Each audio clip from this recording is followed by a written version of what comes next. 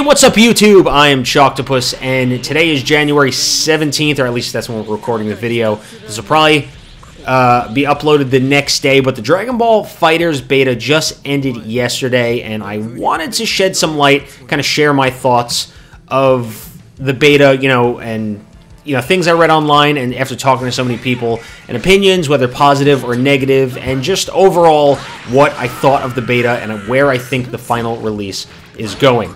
Now, the biggest complaint and, the biggest issue were there were so many people, and I don't think Bandai was prepared for it, but the servers were absolute crap. But, this isn't necessarily a bad thing. That's why they do these open betas and these stress tests, because, they want to see how many people are interested in the game, and they want to make sure their servers are good for release day. Now, for a majority of the open beta, you weren't able to find a match or matchmaking because the servers were all wonky, but towards the end of the beta, they seemed to have somewhat fixed that, and matchmaking was better, and I was able to get into quite a few matches as I streamed the game yesterday. But prior to that, it was really hard to find a match, and like I said, I don't think they were prepared. I really think they underestimated how many people are looking forward to this game and how many people wanted to get in on the beta. So the way it worked was, if you pre-ordered the game digitally, you had early access to the open beta, so that was a 24-hour time period where only those who pre-ordered digitally on the PlayStation Store or Xbox Live Store, I'm pretty sure, were able to get into the beta. I know there were more matches being played then, even though they were still having server issues, but once the game opened up to everybody, it was completely unplayable for, I want to say, near like 12 to 14 hours. It was impossible.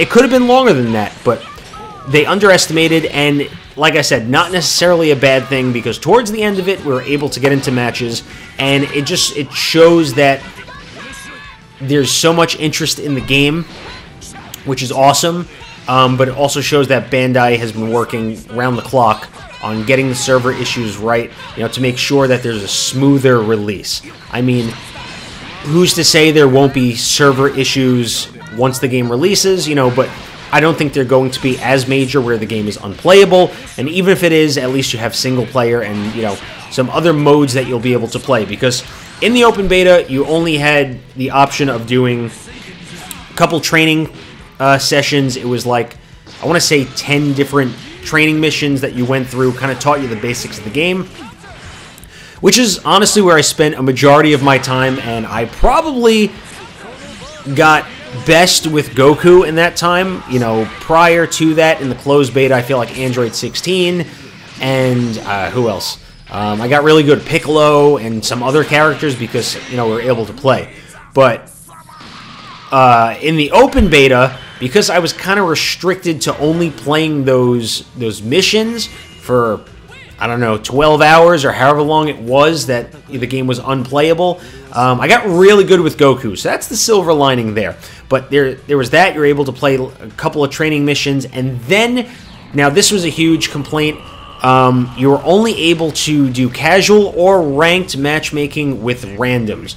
You were not able to set matches with friends like you were, or not necessarily with friends, but jumping into arena matches, and I think a lot of people thought they were going to be able to play with friends this time around, but that wasn't the case, and I know a lot of people were upset about that, but it all comes down to, this was an open beta. Bandai knew the things that had to be tested, and I don't necessarily think friend matches were high on the priority list. Most people are going to be playing random matchmaking as they're going to be climbing, ranked ladders, as it's a very competitive game. A lot of people, especially in the fighting game community, are looking forward to this game, and it's going to be very competitive, and people are going to want to get good at the game and play ranked and, see how far they could get. So I don't think Bandai was really worried about, I don't even know if it's going to be P2P for friends matchmaking or friends matches, but, a lot of people were upset about that, but stop being so entitled. I'm going to be real with you for a second here. Stop being so entitled. First of all, Bandai didn't have to do an open beta. You know, obviously they needed to, or they wanted to, because they wanted to stress test the servers, because they saw the hype surrounding this game, but people need to stop being so entitled. I didn't get this in the open beta. I didn't get that. Tell you what, this is not a demo. It's not a playable demo. If it was a demo, I could understand if you were upset that there were certain features missing that you really wanted to try, but it's an open beta. Bandai absolutely didn't have to do it. They could just release the game with, you know, trashy servers or just hope for the best when the game comes out, but people need to stop being entitled. And because the servers were absolute, you know, a dumpster fire, they decided to extend the beta. So at the time of this recording, later today, the beta should be going live again for another 24 hours. They're going to be testing the servers again, so hopefully a lot of the issues have been fixed, and they're anticipating the amount of people that are going to be playing. But we won't know until we see, but, you know, they didn't have to extend it at all. So I think it's very, you know, generous of Bandai to do that, because, you know, a lot of people didn't get to play to the full extent, but, you know, it all comes down to stop being so entitled. You know, you're not owed anything by any of these companies. You know, I apologize if I'm being blunt, but that's what it is. And, you know, I hope you agree with me, and let me know your thoughts in the comments below. If I'm wrong, I'll gladly admit to being wrong here, but that's how I feel on the situation. But let's talk about some of the positive things. Let's stop being so negative. In the beta, the characters that were playable, and I'm going to list them off the top of my head, I honestly don't remember. There were different playable characters than the closed beta. They locked out Android 16 in this one. My guess is some balance issues. Android 16 was really powerful and dealing a lot of damage in the closed beta, so my guess is there's some balance stuff. But new characters that opened up, we're able to play Beerus, we're able to play Nappa, who will, you know, we'll get into specific characters and talk about them, but Beerus, we were able to play Nappa. Yamcha was locked out. We had Goku, we had Vegeta, Android 18.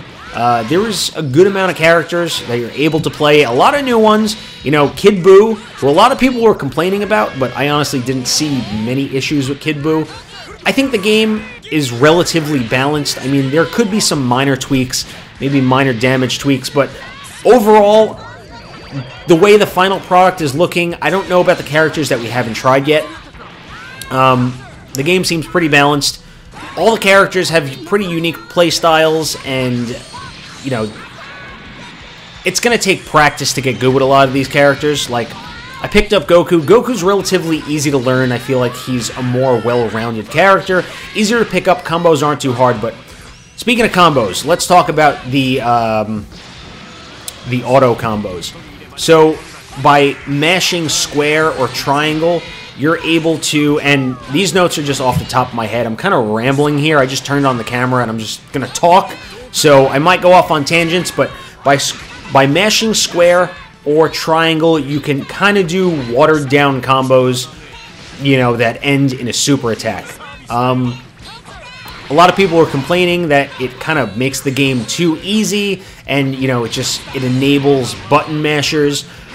But I think the depth in this game is something that has yet to be explored. I mean, I kind of got a taste of it in the last 24 hours playing the beta and realizing that, you know, there's so many different types of combos, and each character plays completely differently, and, you know, there's assists, and there's so many possibilities.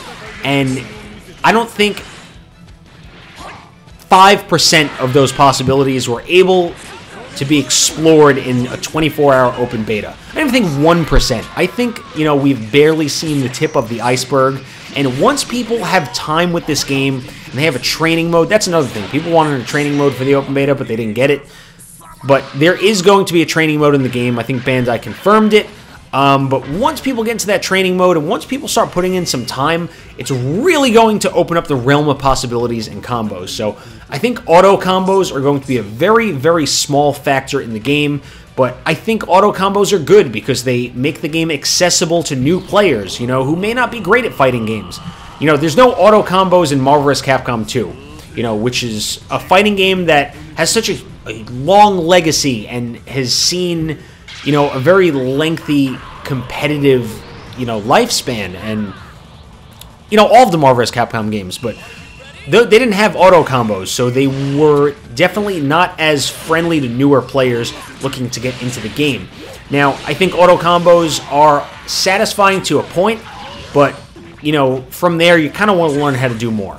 I tried to avoid auto combos as much as I could, as I'm trying to explore the abilities of each character and what each character can do, but, let me know what you thought if you played of auto combos in the comments below. I honestly don't think they're game-breaking. Like I said, I think they open up the game to so many more players, and people want to play casually. Not everyone is buying this game to, go to EVO or, become a competitive, professional player. Some people just want to buy the game just to have fun, and I think auto combos allows people to do that.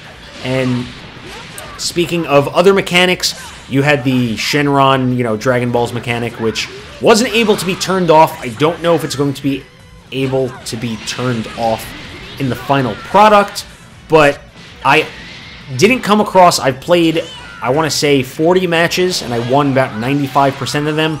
And I dominated some of them, and I, not once, was able to get all of the Dragon Balls to summon Shenron. But in the tutorial that I played where, you summon Shenron, it gives you 4 options. Off the top of my head, one's like temporary invincibility, resurrecting a teammate, more life, or I don't know what the last one was. But I wasn't able to summon Shenron so easily, and I honestly think it's not going to be the easiest thing to do. And if it happens, it's not really game-breaking. You really have to be dominating and embarrassing somebody. You got to pulverize them to summon Shenron. I don't know if it can be turned off. I'm sure that the customization options in Dragon Ball FighterZ, the final product, are going to be a lot deeper than we've seen in the last 2 betas, and I'm kind of hoping that there are more, modes and options to kind of make the game more fun. Honestly, I was having a ton of fun playing ranked and casual. That's just random matchmaking. In the closed beta, you had the arena match where you can either just spectate or you can just, fight anyone that's standing in the circle. I think, that's going to be endless hours of fun. Also, I'm pretty sure that there's going to be an option for private lobbies to do something like that, with a group of friends. And if not, it looks like there's going to be plenty of lobbies open. So you and 10 friends, like, I could just see it going down. I imagine myself being in a Discord server with a bunch of my friends, even subscribers and viewers like yourselves, and, we're definitely going to do some of this stuff when the game comes out. Just kind of opening up a lobby, inviting people in, everyone standing in the circle, fighting each other, having a good time, talking smack on Discord. That's how it's going to be, and, I'm really looking forward to it. But, let's see, what else? We talked about characters, talked about gameplay mechanics, talked about auto combos, we talked about the server issues. There were some characters that weren't able to be played. I kind of understand why, because they don't want to give the full game away. As far as characters go, I don't know if we're going to be seeing more characters prior to launch. I don't know if there's any secrets being withheld. I feel like Arc System Works has been holding a lot back from us, and I still think there's a lot of surprises in store for when the game actually comes out. Now, the game comes out in, I want to say, 8 days from now. I'm going to a midnight release, so I'm going to be playing it all night, and I'm looking forward to it because I normally don't go to GameStop to pre-order games. I usually go on Amazon because Amazon, this is not a plug here. It's kind of what I do because Amazon offers a nice discount for game pre-orders, but I threw GameStop a bone. GameStop is doing a tournament in addition to a midnight release, so I feel like I'm ready. I feel like I'm going in. I got my team ready. I'm ready to do this, but that's all I got for this video. Kind of wanted to talk about my thoughts on the beta, and, I'm curious to hear what you think. If you played, let me know in the comments below. I'm considering, so you might want to, either subscribe here to stay updated or follow me on Twitter. I'm considering doing a giveaway of a digital copy of the game on release, so make sure you thumbs up this video if you haven't. Let me know in the comments below what you thought. Who is your favorite character that you played? just overall thoughts on the beta and what you think about the final release. Thanks for watching. I'm Chalktopus. You can find me on social media, Twitter, Instagram. I stream on Twitch. Going to be streaming this game when it comes out. Subscribe if you haven't. A lot of Dragon Ball Fighter stuff on the way. I have some really good series ideas. And I have a Discord channel if you want to join up. Thanks for watching. Have an awesome day. I'll see you in the next one. Later.